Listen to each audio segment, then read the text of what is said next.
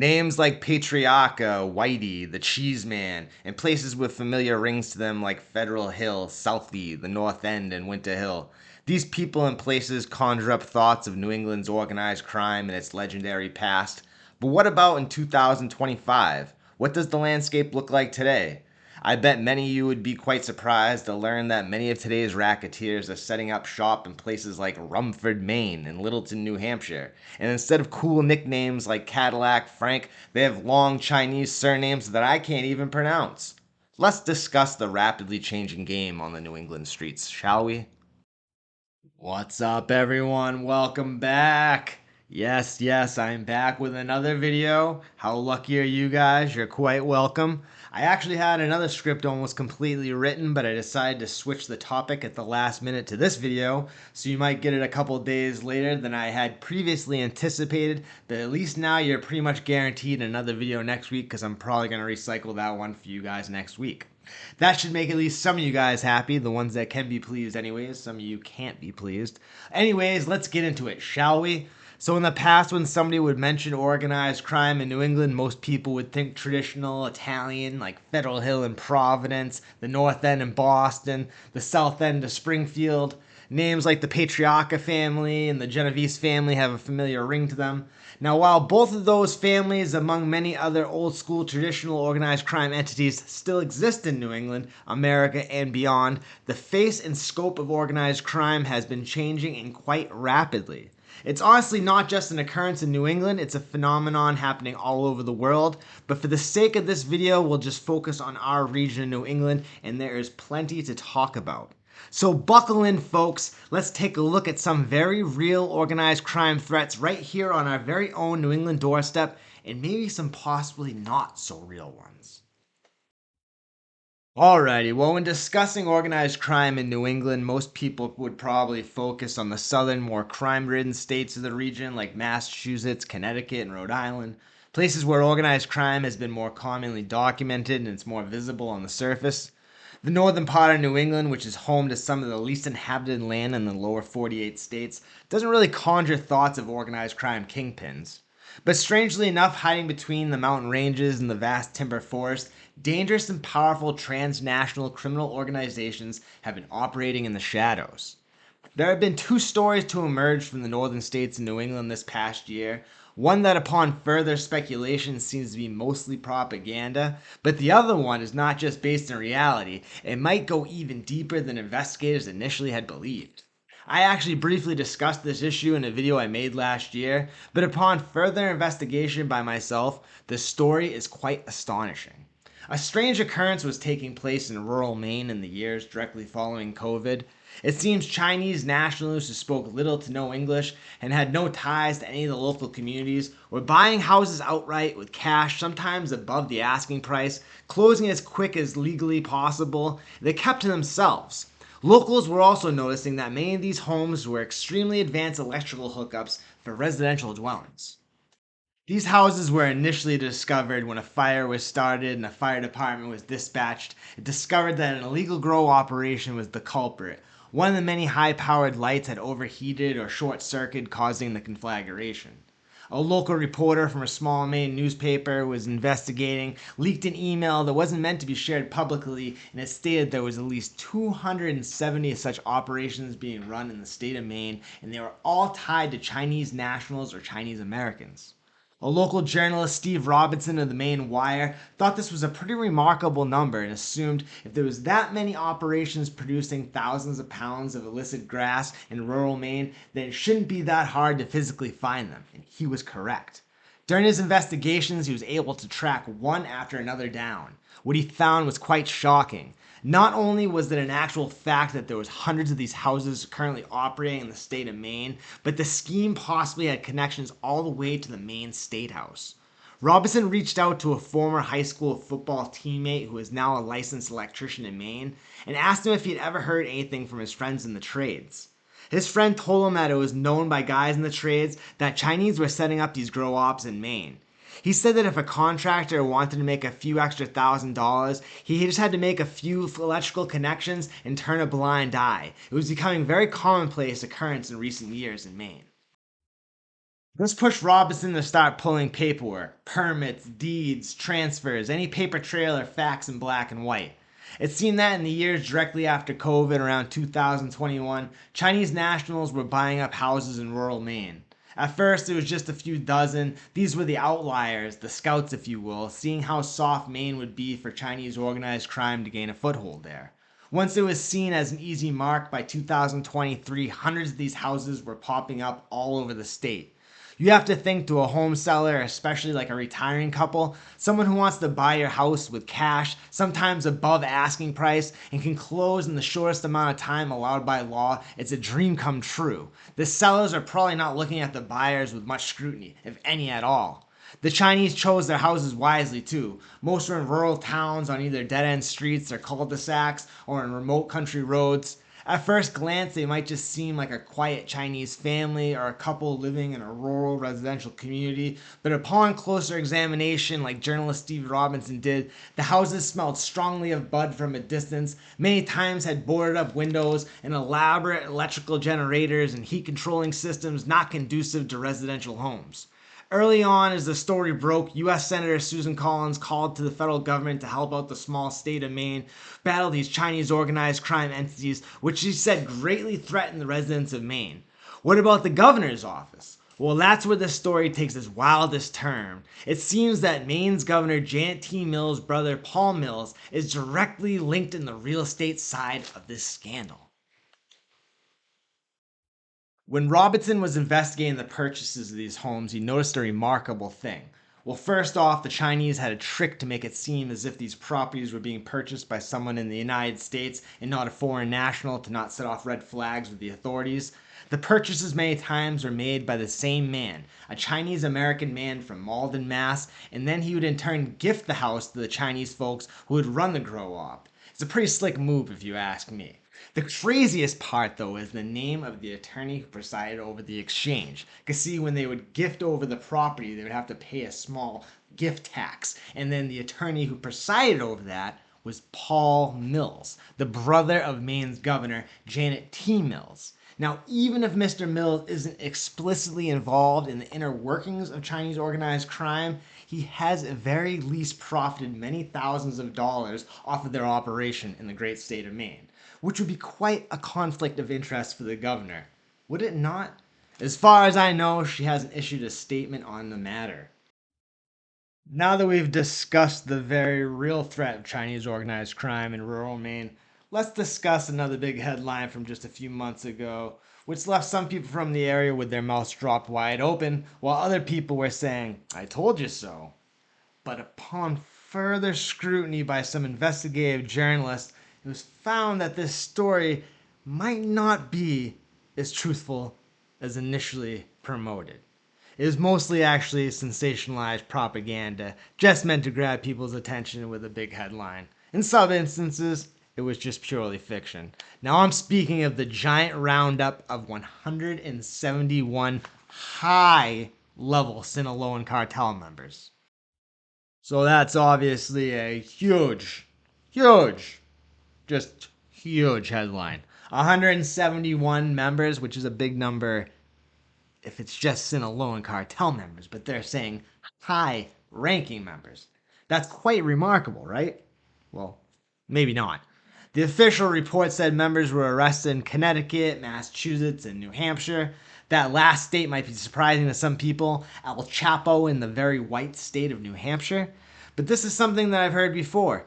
And then I've had multiple comments on my channel stating that the Sinaloa cartel was very deeply entrenched in the rundown city of Manchester, New Hampshire. It is true that southern New Hampshire, in the last few decades, has seen a large uptick in general trafficking. The Merrimack Valley on both sides of the Massachusetts and New Hampshire border has become saturated with traffickers and users. The city of Lawrence, Massachusetts has become a hub for the eastern half of northern New England.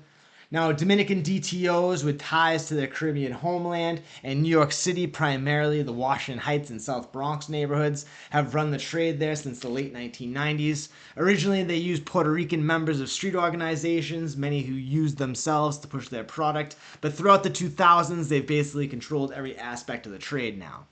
There have been rumors now for years that these Dominican DTOs have teamed up with different Mexican cartels to push more bulk product, but this was quite an astonishing headline: 171 high ranking members. Now, over the years, I've become pretty sure that the Dominican traffickers who control the lucrative narco trade in New England have some sort of working relationship with the Mexicans, and that there's possibly even some small cells and hotspots like Lynn, Lawrence, maybe even up in Manch Vegas or somewhere throughout the Merrimack Valley. I've also heard that they're visible in the lovely city of Holyoke, which I've heard so many wild stories about at this point. I just need to go out there and see it for myself. But the headline of 171 actual members and high ranking as well, that is quite remarkable. A little too remarkable, if you ask me. And apparently, I wasn't alone in this thought process. I remember when this first happened last fall, I wasn't making videos because it was such a big headline. I thought it might be a good topic to discuss. And since it's a subject that I am genuinely interested in and have been for years, I thought I might as well do it. So I began to dig, as I do, and it became pretty clear to me that there was little to no facts beneath the headlines, besides listing how many people were arrested in each state. There was no actual facts or listed crimes, no names, addresses, juicy cartel nicknames, nothing, which kind of left me scratching my head wondering who in fact were these 171 high level members. Well, apparently I wasn't alone. The Boston Globe spotlight investigative reporters who have broken many a big story dug a little bit, and it didn't take much to figure out this was a typical of the times shock and awe media propaganda campaign. Now, Manchester, New Hampshire is the state's largest city, and it does have some rundown, if you want to call it, crime ridden areas. So it's not unfeasible that there could be a cartel cell operating there overseeing business. But the spotlight tracked down some of these so called high ranking members, and it wasn't in Manch Vegas. It was in a small little town of Littleton, New Hampshire, a most unlikely place for the Sinaloa cartel. Shockingly, when they tracked down people that were caught up in the raid, none of them had Mexican surnames. One woman said unequivocally she doesn't know anyone in the cartel, she's never met anyone in the cartel, she's never worked with anyone in the cartel. Most of the people were addicts themselves, caught for small possession charges, some even shoplifting. When they tracked down their addresses, many lived in homeless encampments. These were not high ranking Sinaloa cartel members. They weren't even mid level players. They were more often than not poor addicted souls, more victims of the overall narco trade than key players. Just another form of the government trying to trick the public with sensational headlines, hoping they won't read the details, just gobble up the juicy headlines. Which, for unfortunately, the majority of the people seem to just accept whatever they're spoon fed these days. It's really quite sad. Now, do I think the cartels have business of some sort and some sort of presence in New England? 100%. Absolutely. But what is the true extent? Well, that I'm not sure of, because you can't trust anything that's out there on the media, unless of course you're watching my channel. You can trust me. Of course you can trust me, right guys? Alright, now that we've discussed these new organized crime threats, the new faces to the region, what about the old school established racketeers? Well, they still exist. There's still a Cosa Nostra in Providence, Rhode Island, and in Boston. There's still some guys out there in Springfield, but Anthony Ariellotta all but unalived Italian organized crime in that city. From what I hear now, a lot of the younger guys are strung out, making small, sloppy plays that's pretty quite disorganized. Latino street organizations like the Latin Kings and La Familia run the streets of Springfield. During Operation Throne Down, leading members of the Latin Kings were even meeting at the Mount Carmel Social Club, the spot that Anthony Ariellotta had a hitman whack the beloved Big Al Bruno, and all the old-time Italianos used to hang out there. The underworld has certainly changed out there in Springfield. Even in Boston and Providence, the guys are still there, but it's much more underground. Like I said in a video I made last year, the government, which spends so many resources attacking Italian organized crime just in the 21st century to steal and legalize all their rackets. It's like the government watched the mob perfect these rackets over the decades just to steal them and collect millions upon millions from taxes collected from online gambling, high interest loans, and legal grass. What a country. In 2025, two of the biggest things to happen in New England Italian organized crime were Vincent Michael Marino, aka Gigi Portala, was released from prison after almost 30 years for allegedly trying to whack Cadillac Frank Salemi at a Saugus IHOP parking lot back in the 1990s on behalf of J.R. Russo's Renegade Squad. And the legendary former boss in the New England family, Carmen the Cheeseman D'Annunzio, also passed away. D'Annunzio was a respected figure who went to federal prison in 2014 for trying to bribe an official during the infamous Big Dig. But other than that, not much from Italian organized crime. They've gone underground and have moved more into white collar crime. The days of the social clubs and hanging out in the corners, the loan sharks and bookies are mostly gone. It's over and done with. There's still some active guys out there, but nothing like it used to be. There's so little activity in Italian organized crime in the region that in December of 2024, the Boston FBI's office finally shut down the notorious organized crime unit. That shameful, shameful unit finally closed its doors. That's where John Connolly used to work. The manpower and funds were diverted to areas that were more pressing, most likely high level cartel operatives in the area. I'm just kidding with that one. But it does show you how much the underworld landscape of New England has changed in the new millennium. It's a brave new world out there, ladies and gentlemen. All right, chill out, chill out. Erase the comments, all right, that you're tearing me apart about that he got arrested in 2014. It was 2008, and then he went away in 2009. I'd never do that. I just, for whatever reason, when I was reading the script, I just ad-libbed that, threw that date out there, which I never do, because when I do that, I'm usually wrong, and you people live for that just to go, oh, wrong, comment. So erase your comments. I'm correcting myself. He was arrested. It happened in 2008, and he went away in 2009 like a gent. And then that jerk Howie Carr had to make a story making fun of him, saying that he had to put a special toilet for him because he was so heavy, that he was so obese that he couldn't sit on the regular toilet. You know what I mean? I just don't like Howie Carr because he would never say this stuff to people's faces. Like Vincent Ferrara saw him in real life one time and didn't even like threaten him or put his hands on him or anything, and Howie Carr ran away like a little girl. So yes, organized crime is still alive and well in New England in 2025. It's just changed and adapted to the times. While the old order of the Italian Cosa Nostra dwindles into our romantic past, and new faces coming into the game should make people pay attention, in my opinion. As the Chinese have shown us in Maine, this new organized crime is much more under the radar and quite insidious. Gone are the flashy three-piece suit wearing hoodlums with names like Joey Thumbs and Pretty Tony. Now it's quiet, nondescript Asian couples that just so happen to be growing thousands of pounds of illegal grass and have connections to dangerous transcontinental organizations like the Triads and could possibly even be funded by the Chinese Communist government. This story is so wild, I guarantee it goes deeper than a lot of people are even going to be comfortable with. Also, just because the media lied about that big Sinaloa cartel bust, this doesn't mean that the cartels aren't operating in New England. It's just to what extent, I don't know. Even without the cartels, the dangerous Dominican DTOs that control most of the narco trade here are too powerful, rich, and influential for the local authorities to handle, not to mention all the dangerous street crews from Springfield, Holyoke, and Hartford, Connecticut that have set up shop in rural Vermont and turned those areas upside down with violence. These, in my opinion, are the biggest threats to New England's safety and security.